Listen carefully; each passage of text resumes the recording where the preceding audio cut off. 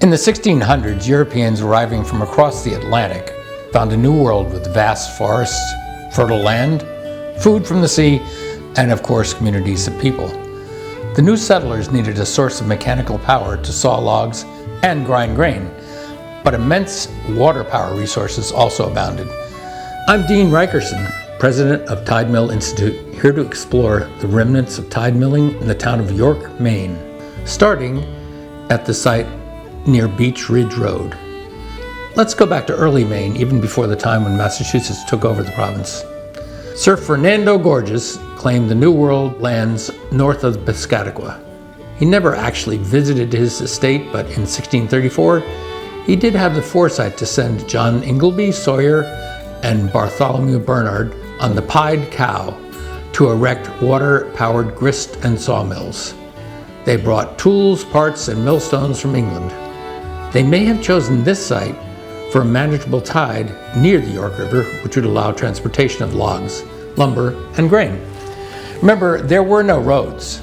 The historic record shows a lot of breakdowns of mill machinery and the dam itself.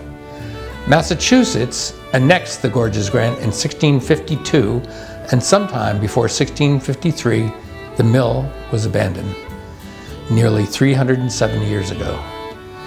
Ingleby and Bernard were given land for their service in mill construction, so they moved to Boston. York was left without a mill.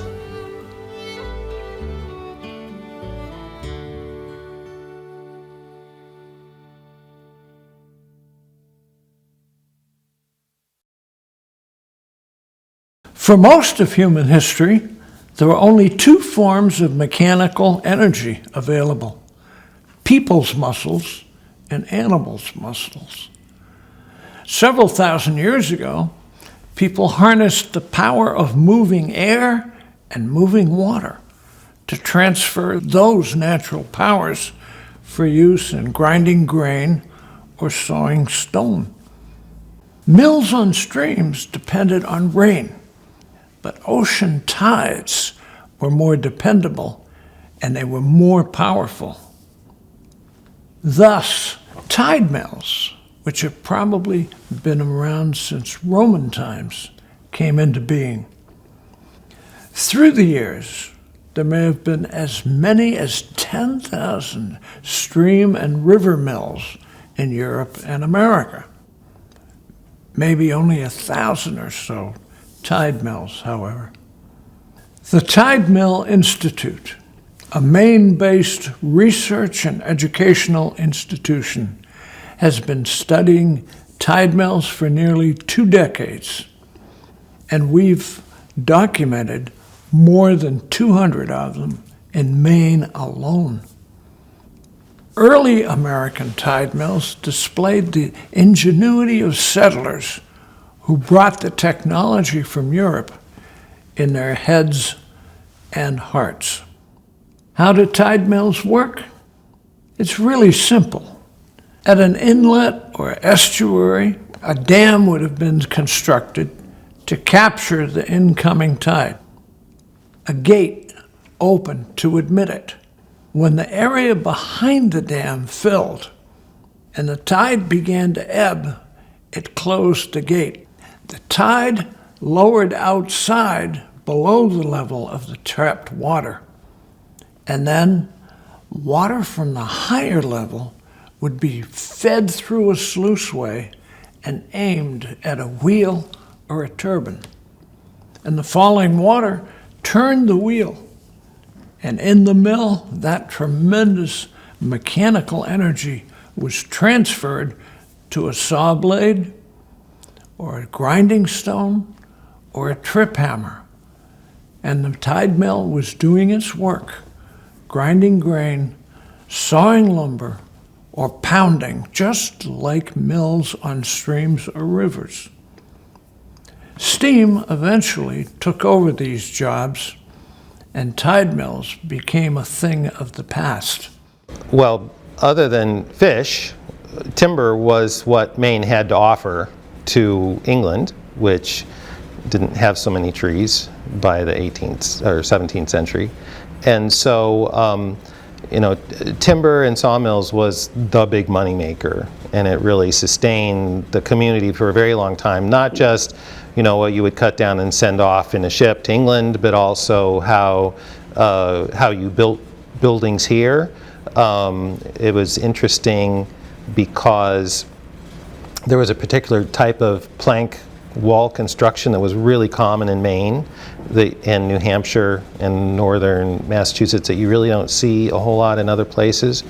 But instead of having stud walls or timber framing, they would have 2-inch thick oak planks that formed the structure box of a house. And but aside from that kind of practical use of the timber, one of the earliest, if not about the earliest tide mill was on Old Mill Creek in what is now York, and it was across the York River from Point Christian, which was Ferdinando Gorges, the proprietor of Maine's kind of administrative center. And it's interesting that every little tributary into the York River had a tide mill on it. And about the last one was the one at Barrel Mill Pond in the middle of York, which dates to the 1720s. That was such a wide span, they needed to get investors to have the resources to build it, but that was really the last one because everything else already had a tide mill. And it was all a result of the natural resource of timber, and then the ability to efficiently cut it up and make it into planks that could be used.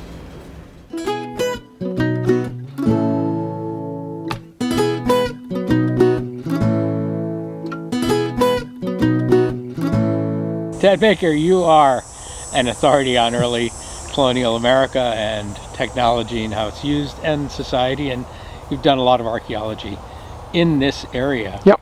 Which is fantastic, and I'm always amazed at what you've turned up. So, well, living and working in York County, we have such an amazing historical and archaeological architectural heritage, as you know, yes. that it's a wonderful place. I feel kind of privileged to work here in a place like the York River, which is full of so many really interesting, important early tide mill sites. Yeah. So let's talk about what may very well have been the first tide mill in the colonies. Right. Right here in York. In theory, right. Old Mill Creek, 1634. And of course, there's some kind of debate about this because, for a long time, there's been the debate between South Berwick and York over who has the first mill, because of course the hardware for both mills came over on the ship the Pied Cow in 1634, and at the time Sir Ferdinando Gorges, who was the proprietor of Maine, and his partner John Mason, who was in hopes to becoming the proprietor of New Hampshire, unfortunately never got that paperwork signed before he died. So, and that's another story, Deane. But anyhow, they both, of course, had workings for mills brought over, and the same boat bringing both, and the Mason's mill was put on the Great Works, what's now called the Great Works River in South Berwick, and Gorges had his mill built near to the land that he owned in York on what's now called Old Mill Creek. And of course there's a huge rivalry debate between the two communities as to who had the first mill and the first dam. And the way I like to sort of solve it is, well, South Berwick had the first gravity powered and York had the first tidal mill. Now having said that, you have to, there are a couple other sort of claimants though to the sort of title when we're talking about like in English America or in North America, right? Because we do know that in the 1620s there was some kind of sawmill built on the James River, near the James River in Virginia. We don't know enough about that to say what it was. If you've ever been to the James River, you probably find it hard to believe it could be a tidal mill, frankly, because there's not much tidal draw down there. It's such a huge river, Though earlier than that, in 1612, there is what we believe is the first mill built in English North America, which would have been a sawmill built in Newfoundland at Cooper's Cove or Cooper's Colony, which was the first original settlement in New Hampshire. And to me, that's a particularly interesting site because In 1615, who becomes the governor of that colony? Oh, a young fellow named John Mason.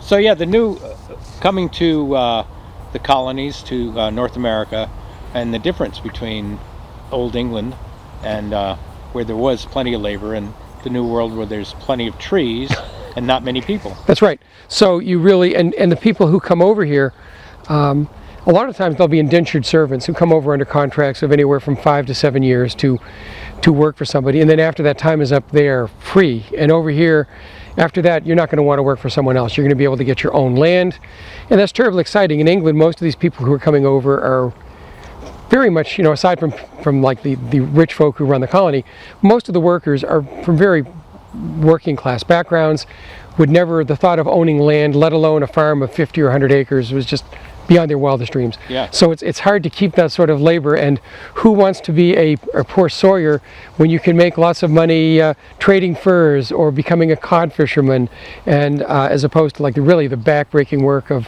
hauling lumber and cutting down trees. So you really do need ways to save labor, right? And these sawmills really are that answer.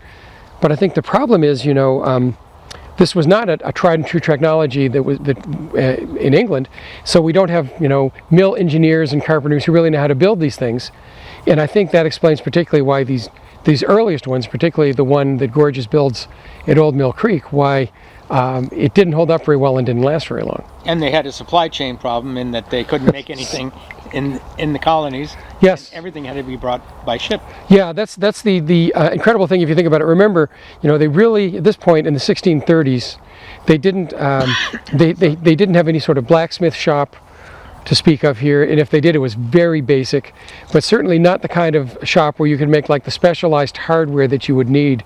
And we actually are lucky because we do have the surviving letter book written by Thomas Gorges, who was a kinsman of Sir Ferdinando, who came over in 1640 to York, then called Gorgiana, actually in honor of the family. And he's the deputy governor, the acting governor.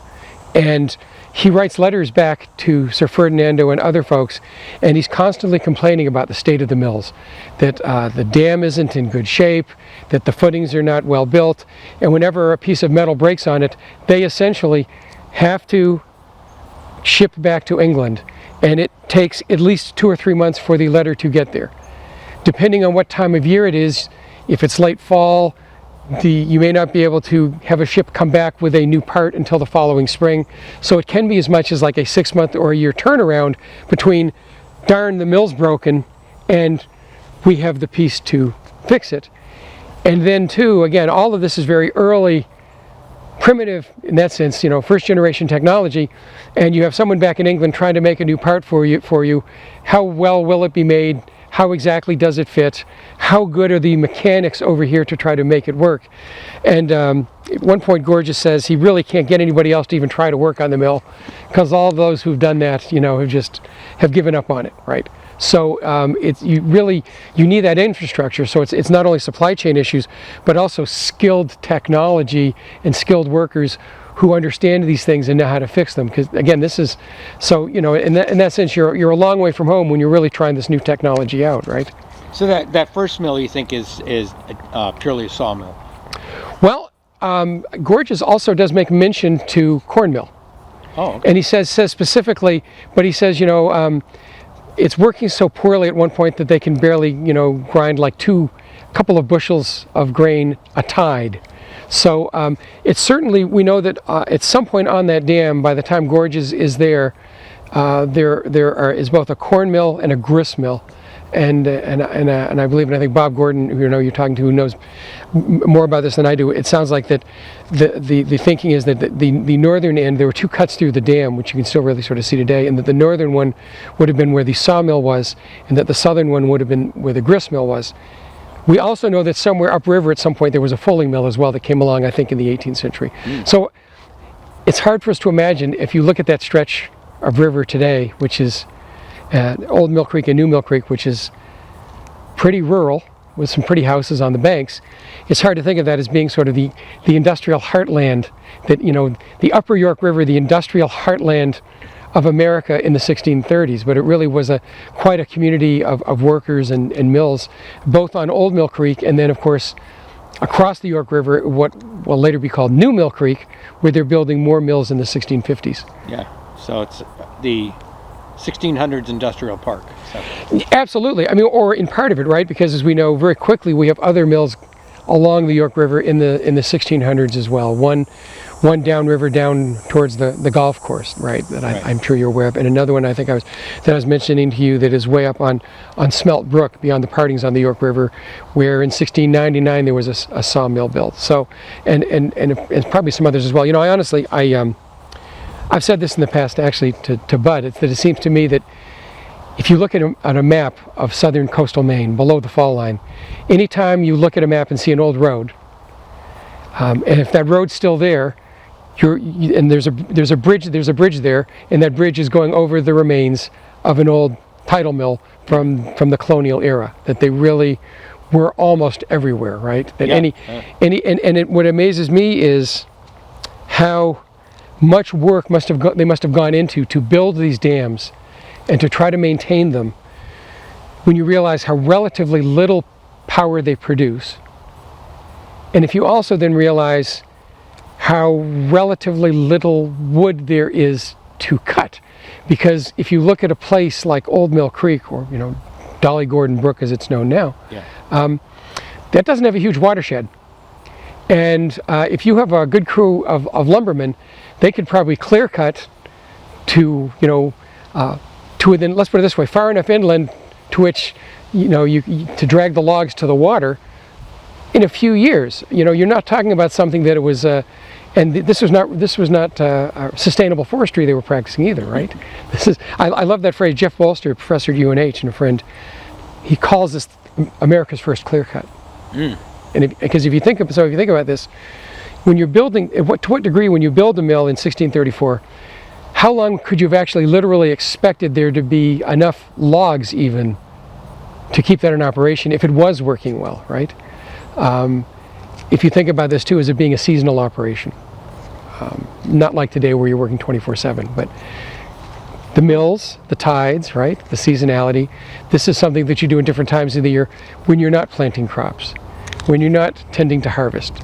So part of this natural rhythm of life too, right, that it wasn't like you wouldn't have had people who were, for the most part, who were full-time professional millers, or if you were, you also had to tend to your livestock and your garden and all that as well too, because most people in Maine in the 1600s were not overly specialized, just let's say, right? But on the other hand, the grist mills or the corn mills are a community center in a way. Yes, because it's very necessary throughout the year, right? Right.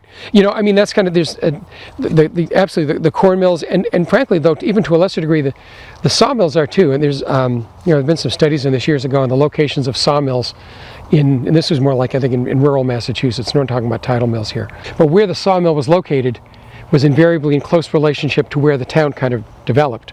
And you even see it here in these early communities where, for example, the Chadbourne Mill in South Berwick, the mill on the Falls of the Saco. These are public privileges that are granted to men, in this case, most in the 1640s and 1650s. But these, again, all of these, the grist mills and the sawmills are, while they're businesses, they're also a necessity for a community to survive. You have to have a corn mill to grind your corn. And honestly, you don't have to have a sawmill, right? You can have a sawyer. You can hand, and most of the beams are still being hand hewn, but the amount of time saving and how much easier it is to build a house. Clearly this is something where the town wants to grant that land to somebody, really at no cost, on the condition that you will build a sawmill, that you will build a grist mill. And usually in that, if you read the town records, there will be some kind of stipulation as to what the rate is that they will charge per board foot or for peck of corn or regulated, something. Huh? Yeah, no, yes, absolutely. Well, because again, too, because you were allowing, think about this, by our standards, you were really kind of allowing a monopoly, right? In most towns, there wouldn't have been more than one or two good mill privileges. So by the town granting that, if they didn't take some steps to control that, then you were kind of granting a monopoly privilege to that. So you wanted to make sure that at least the people in town were getting a reasonable rate on their boards. Now, these same boards are also being cut and are literally going out into the Atlantic world. I mean, that's the amazing thing. If you think about this, it really is these sawmills that are the kind of that economic engine that helps drive the New England economy. It's the furs and the fish and the lumber that's going out into the Atlantic world, largely in ships built in New England by wood, cut and sawn by these New England lumbermen and shipbuilders, and then that goes out into the Atlantic world, and it's going to the Caribbean to do what? Well, that's New England's dirty little secret, right? Of course. because of course we're in the Sugar Islands down in the Caribbean. They're clearing every tree, every square foot of land to do what? To plant sugar. And who's doing the planting and the harvesting? Enslaved people. Enslaved people. And this is why we see slaves showing up here eventually too. But essentially that whole economy, what we call when we were kids in school, it was called the triangular trade, right? Right. And this idea is of how we take our raw materials in New England and turn them into finished goods that come over from England. And the answer is, we are going to support the economy of the Caribbean. We are going to feed these slaves with our refuse cod, right? And they live in houses built of lumber coming from the Piscataqua region and other New England ports. So we're basically sustaining that whole enterprise. And in return, really, New England has this booming economy. So in some degrees, to me, these sawmills, you look at these beautiful bucolic remains of sawmills in rural Maine, and again, it's kind of the tip of the iceberg of this much more sort of this huge Atlantic economy, but also this insidious system of slavery is all part of it. That's sort of part of New England's dirty little secret, right? Yeah, that's integral part. And, yeah.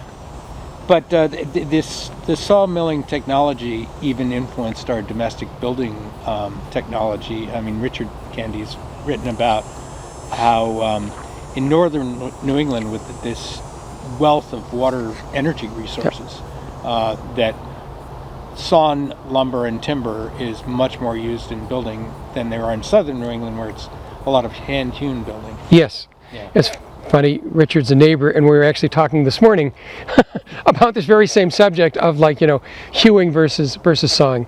And we can actually, there's a building we're studying in Elliott, the old Frost Garrison, actually has boards in it for the floorboards on the second floor of the garrison that are, I believe, 32 feet long, which means they're all pit sawn because you'd have to have a sawmill carriage is not that long, right, to even saw a board that length. So even in places around here, I think a lot of it depends on where you are in town, where the nearest sawmill is that you can gain access to, and so and also to what you're charging, right? Because again, the board footage for timber, if it's going down to the Caribbean, you can see on all these accounts and court cases what the rates are per board foot.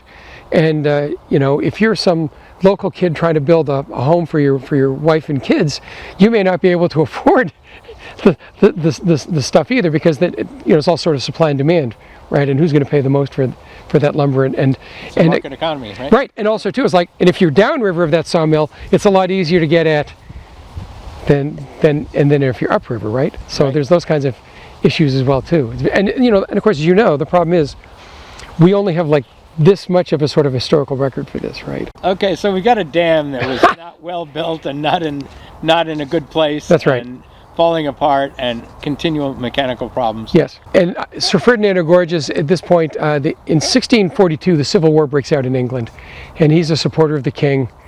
The short story is the war does not go well for the king, and really Gorges dies about the time the Civil War ends and the king's beheaded, and that's kind of the end of the Gorges family effort here. So we know at least probably for a generation or more that site will sit unused. So New Mill Creek was what's now called Cider Hill Creek, and it was really the opposite, sort of like an intersection on the York River, Old Mill Creek on the south bank, New Mill Creek on the north. In the 1650s, Henry Sayward built his sawmill on New Mill Creek. And again, that seems to have been in operation for a while, probably burnt down in the raid on York in 1692. And again, you can imagine this when Maine was destroyed several times in these conflicts with the Native Americans, King Philip's War and King William's War. One of the big targets actually for the Native Americans were things like sawmills, because they understood economic warfare as well as we did. If you burn down someone's sawmill, they may go away, they may not come back, right?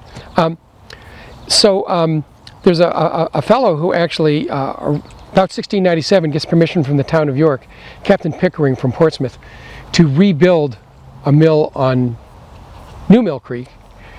And apparently within a few years, by around 1700, or 1707 at the latest, he has built a new mill on Old Mill Creek, right? And kind of the big question that we were discussing earlier was like the locations, the fact that there's two dams there, and which one was it? And I think it's fairly clear by how well built it is, and also looking at later maps, that Pickering's mill was the furthest downriver on Old Mill Creek. Is where remains are the best. I mean, absolutely well preserved, lots of stonework still there, as opposed to the one that's about 100 yards upriver that is heavily eroded, seems to be made out of much smaller stones, and frankly, in my mind, lines up with this thing that Thomas Gorges is complaining about, like, you know, not really that well built, can't keep it in repair, it keeps on sinking, sort of very much like that. And so we know that Pickering rebuilds the mill there, and we also know. I've done some archaeological work nearby where we found the remains of a cellar hole of the homestead of Robert Gray, who was a man who was a professional sawmiller, and he built a house on the land with his house on the north side of Old Mill Creek, on the part of the land that became part of the Barrel Grove farm later on. And he built a house there in 1707, and for close to the next 20 years, I think until about 1723 or 24, he would have lived right there with his family, and would have, presumably it would have been operating the sawmill as well too. And then you referenced him moving to Cape Nettic Mill? Yeah, yeah. And is that a gravity mill, do you think, or? Well, that's hard to say. If it's, well, the main mills at Cape Nettic were at the falls, which is today just below Route 1. Right. So, and I think as far as I know, those were the principal mills at Cape Nettic, and it would have been more of a gravity-powered mill. Mm-hmm. In that sense, I mean, the gravity-powered ones are kind of more reliable, right? You never know. I mean, different, but it's also different times of the year. Yeah. There's only certain months of the year when we can use that, and these guys seem to sort of moved around.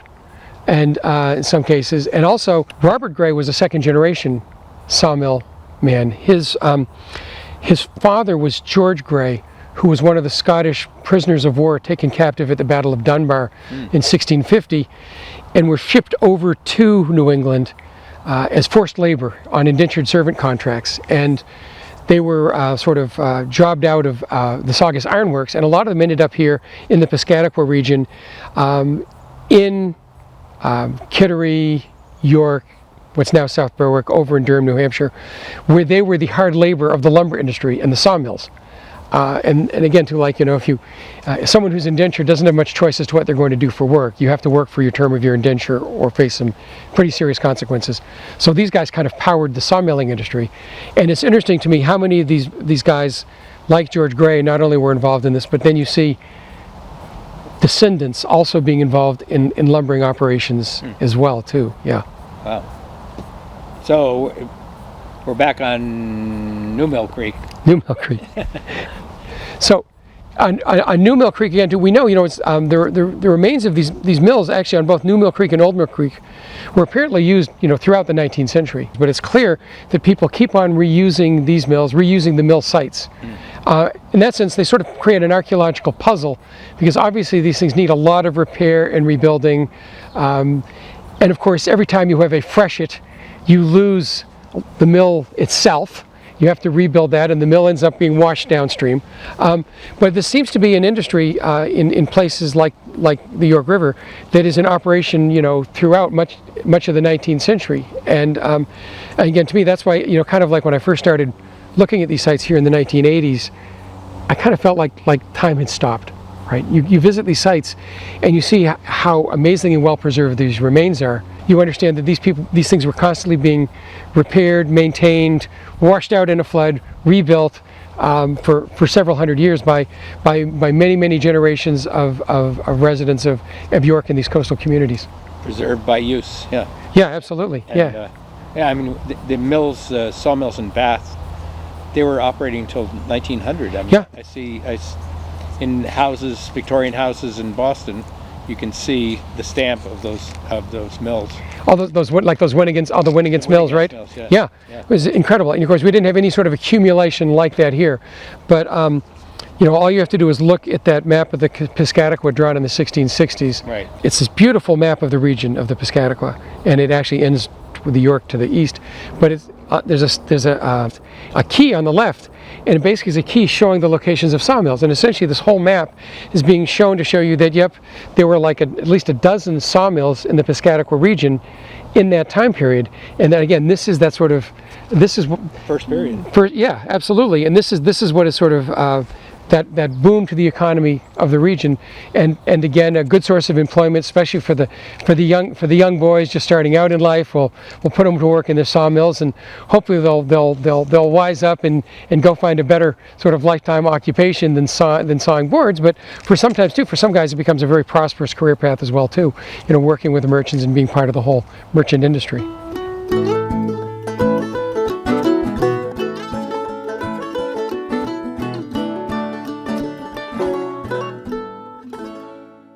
Yeah, so Bob Gordon, resident of York, Yes. a geophysicist from Yale University, and you've done a lot of things in archaeology and all different fields. So we're here to talk to you about sawmills in the colonial America. In England, sawing was mostly done by hand because the sawyers, in effect, had a union and they didn't want mechanization. So when people arrived here and you've got a shortage of manpower, naturally you wanted to mechanize the sawing because it's very labor intensive. The technique was to use pit saws if you wanted to make boards. And in a pit saw, the top sawyer stands on top of the logs. The logs are on a trestle. And the bottom sawyer, called the pitman, stands in a pit underneath. And the top sawyer guides the saw, the pitman pulls it down, standing in this shower of sawdust. Yeah. A pretty miserable job. Yeah, Yeah. that's a lot of pull-ups. It is a lot of pull-ups.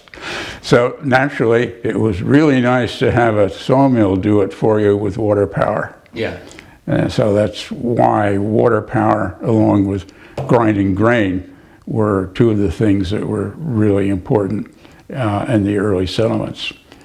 we're not really sure about the location of that 1634 mill, We are not. and it could be the same location as the later mill, Yep. or it could be in a different location, but we know that it was not very well placed and not very well engineered because it failed so many It didn't times. last. Yeah, Presumably, well, think of the problem. You've got these two guys that come over with a boatload of mill parts to essentially a wilderness where there's no help, there's no stores, there's no blacksmith, and you got to bring everything you need, millstones, metalwork, and so on. Actually, it's probably amazing that it worked as well as it did. that it worked at all. Well, they did. I mean, Yeah. they did succeed in sawing, Yeah, sure, and grinding, yeah. right? So, So we know that was a dual function mill at that time, that first mill, do you think? Both sawing and milling, or? yes, I think so. But now, is there actual physical evidence of that? Probably not, since we don't have any real physical evidence of that dam or what was there. Right. So you have to go by records. Yeah. And the records, I think, are pretty clear that there was both sawing and milling. In fact, I'm sure that's the case. The reason we know is, of course, that Thomas Gorges, the nephew of the proprietor back in England, Yeah. was sent over here as the deputy governor of the province of Maine. And Thomas wrote back regularly to his uncle and the family about all his problems. And one of the neat things that's in that record is that he describes the number of board feet and the number of bushels of grain that could be ground or sawn in one tide. which is the first quantitative data we had on the productivity of those mills. That's fantastic, yeah. Yeah, it is, and it's amazing those documents survived, because they were, I don't know, stored in some outhouse at a mansion near Exeter in England, waterlogged, eaten by mice, and so on. Oh, I didn't know they found it in England. Yes. That makes sense, yeah. Yeah. Right. Sure. Huh. So, And then it was until years later that that second mill was constructed. yeah, Tad has the date when the mills were last seen, and I think it was within less than 10 years that the second set of mills was built. And I'm basing that on the paper that Richard Candy wrote about milling. Richard, by the way, lives here in Maine, Yeah. and he is our primary source on milling in this area. And he's discovered that amazing map of showing so many mills in New England. Yes. In 1650, I believe. Right? Yeah, something like that. Yeah. Right. So the new dam, which we see, is very evident and is very clear, which may have been the old dam too. Yes. In 1654, possibly. Yes. Yeah. I think Candy says 1652, but who knows? Yeah. Plus or minus a few years, doesn't matter. Well, we can see those three openings in that new dam very clearly Yes. in the drone photography, and that was definitely also a saw and a grist mill. Well, you can question what the evidence for that is. The only evidence I have really is from when Peveril Meigs was visiting, and he was traveling around with I think it was Henry Sayward. He was a descendant of the Saywards, the Sayward clan that were big in milling here. And so his sketch and his conversation, I guess, with either Sayward or possibly Ernst. And a Gowan too? Pardon? There's a Gowan, I believe, also. Yeah. James Gowan. Gowan, right. Self-taught. Gowan was the surveyor here in York. Oh, okay. Okay, and he was in an earlier time, so I think that the thing about Gowan was there was a possibility of visiting his aunt, daughter, whoever had his records, and apparently Gowan had his big hand-colored maps of York, which apparently have disappeared. Wow. So that conversation had to do with visiting him to see those maps. Yeah, and is this the Freeman, you think? Mrs. Freeman? That's Mrs. Freeman. Yeah. That's right. Yeah. Yeah. So Well, that that's sounds a like- mystery that needs to be solved someday. That sounds like something we should dig into, huh? Yes, it does. Definitely. We need to get our It'd be foot great to soldiers out find there. those. Yeah, yeah. Right. Anyways, Sayward or somebody else he was talking to said, yes, the sawmill was there and the grist mill was here. Well, the grist mill was definitely there because there's remains of a millstone there, or there was at that time. The sawmill, who knows? I don't think there's any evidence, but clearly in was it 1652 or whenever it was when they rebuilt the milling industry there. That was because people from Massachusetts had taken over Maine. Interesting story there. Yeah. And there were a lot of merchants from Massachusetts coming up here to exploit the wood, the timber. And that was the big export product at that time. So sawmilling was very important. And there is that statement in one of those sources, which I don't remember, saying, you know, every stream or trickle that could turn a wheel in York was used for sawmilling. So it was a big deal. So yes, it's perfectly reasonable that there were sawmills and grist mills, one of each on that dam.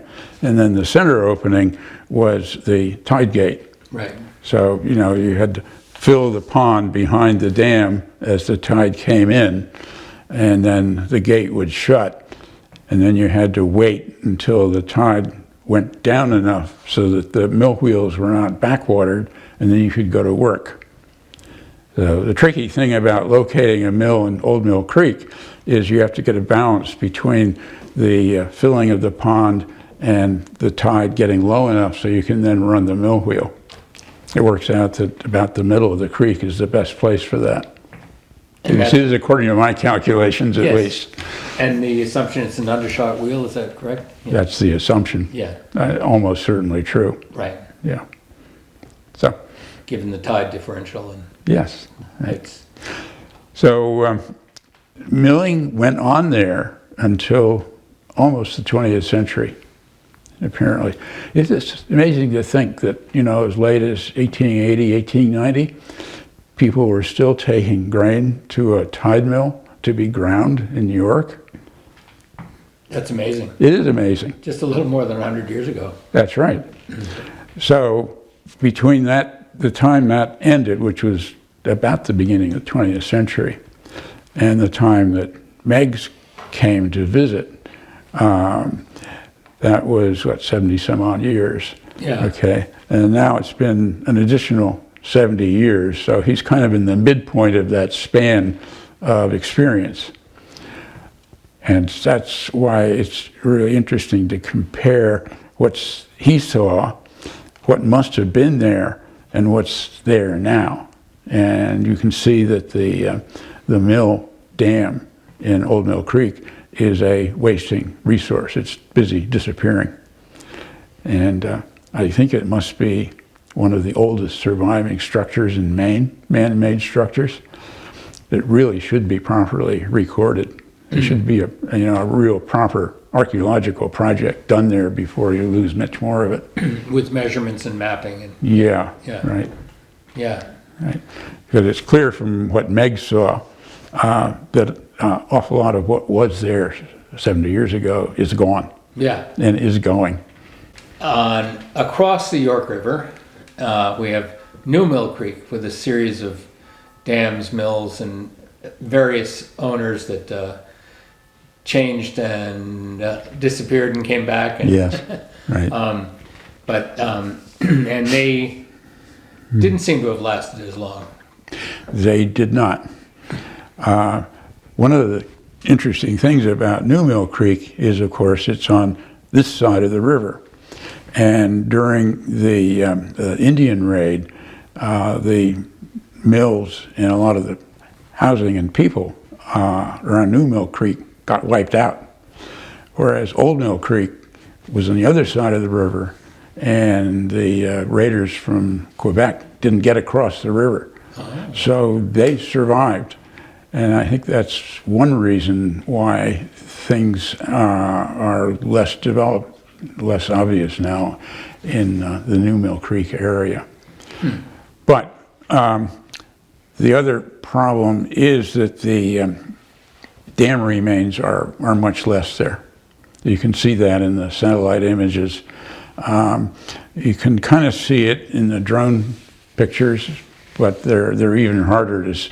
In fact, I could only see the remains of one of the dams in the drone pictures, and so they were much more obvious when Meigs was there. But even that time, there's much less survival there than there is in Old Mill Creek. On the other hand, New Mill Creek was where it was convenient to get.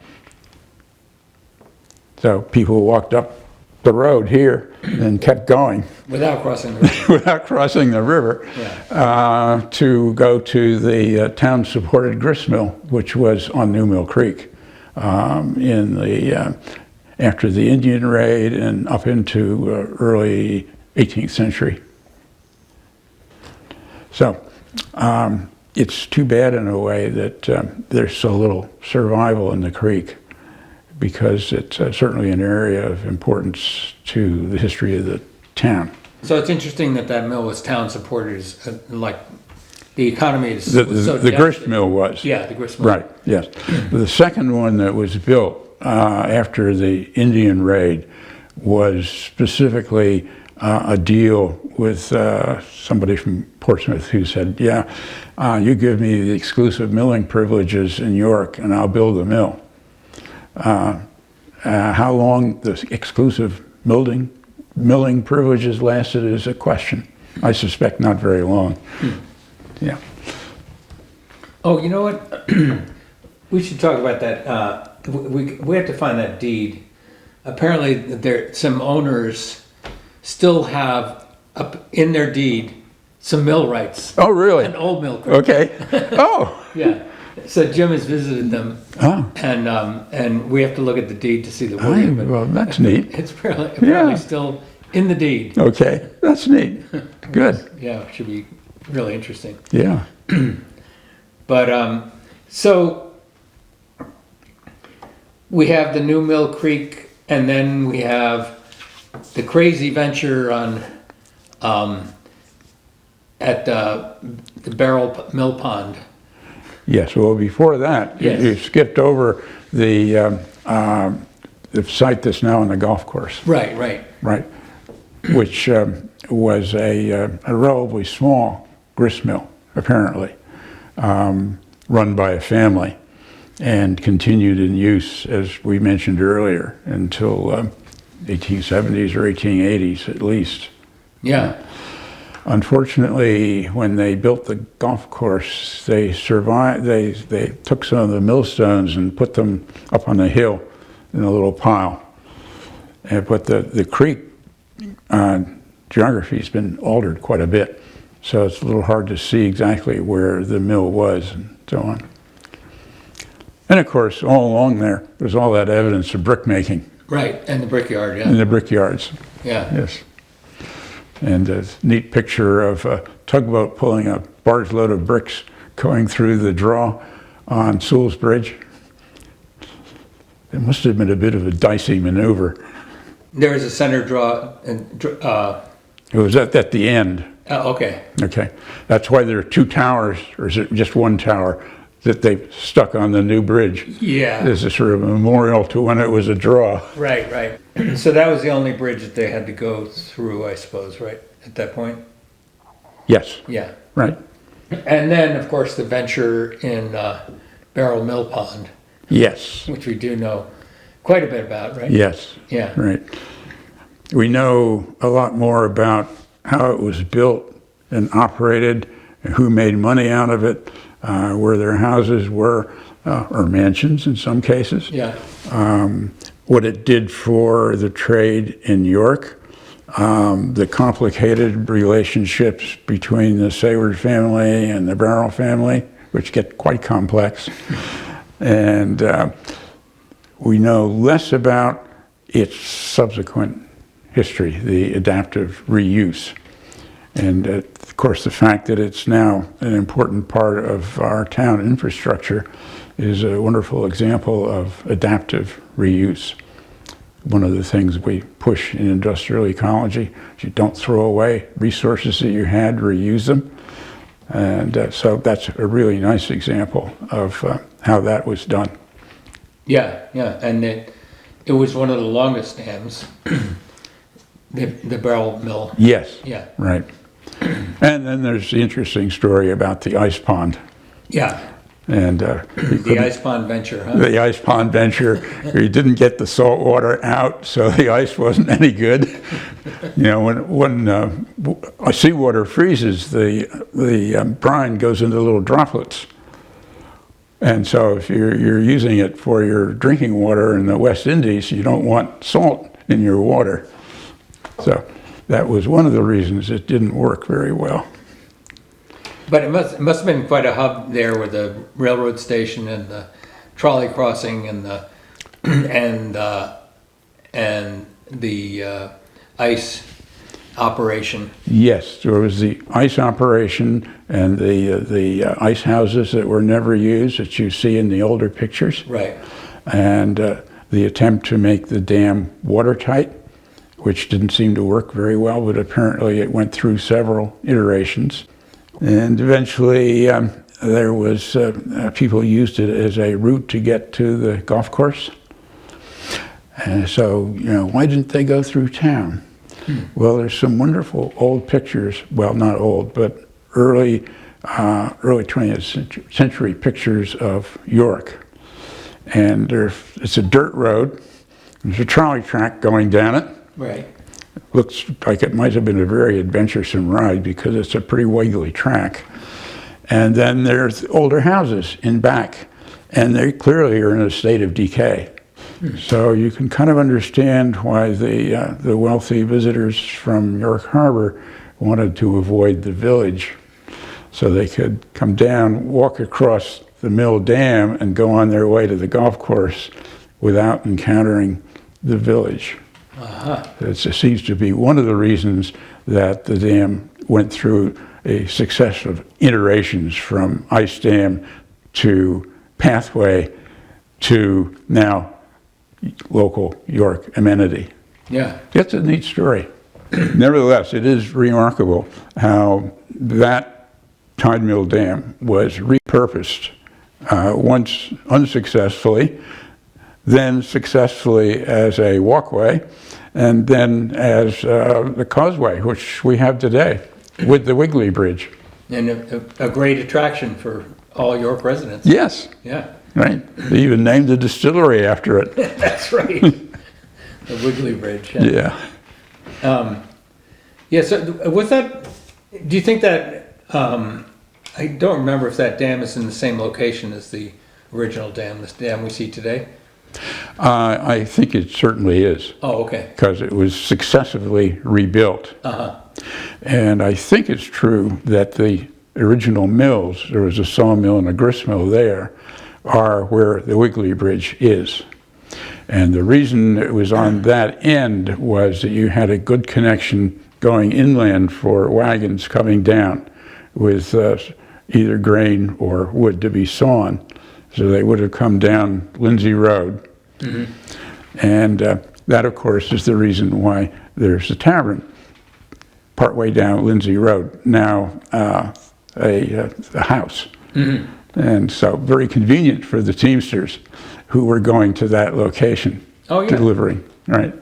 So, and that the dam, of course, served as a way for people to get across the mouth of the mill pond, Barrels Mill Pond.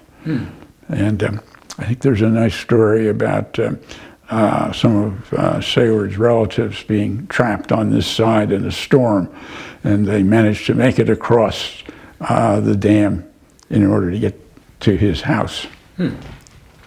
And you see, almost monthly now, you see water over the top of that dam now. Yes. Do you think was traditional or more due to sea level rise? Well, certainly sea level rise is contributing to it, but storm surges probably would have overtopped the dam fairly regularly in the past. Sayward's diary has some comments about damage done by winter storms. So it's an ongoing problem.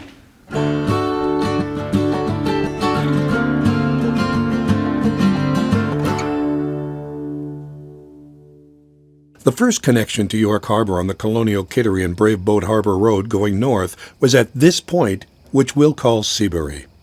The critical passage over the York River was just beyond at Sewell's Bridge, which, by the way, happened to be Maine's oldest bridge. And right here is one of those many mills indicated in the 1794 map of all the towns in the Commonwealth of Massachusetts. As I wandered around the site, I found the remnants of a dam structure about 100 yards upstream from the actual outlet of Southside Brook into York Harbor. Coincidentally, the site of the dam is adjacent to Route 103, if you know where to look. Was this a tide mill? Was this a stream mill using the Southside Brook?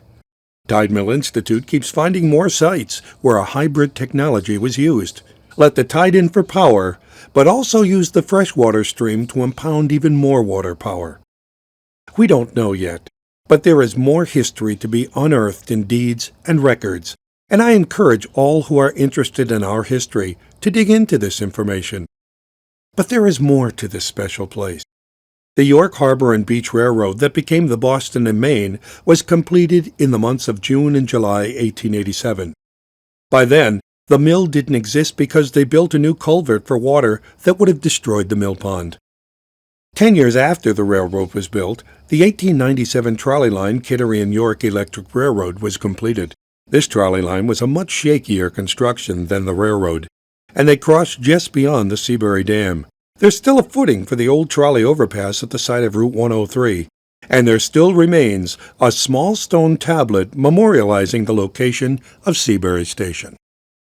So why are we interested in tide mills? It's always fun to see more than meets the eye. If we see an odd landform in nature, we don't know what it is. If we see an old map marked mill, we don't know what it looks like today. But put them together and history becomes visible, and especially if any mill objects are found, we can start to imagine a picture of the past. These remnants are the oldest remaining European-built structures in our built environment, and they represent some fascinating aspects of our past. The American immigrants from Europe were able to innovate with local resources to create community-based energy, food, fabric, and building materials. So when you see an odd collection of stones, timbers, or boards in or near the water, look twice. It might be a tide mill.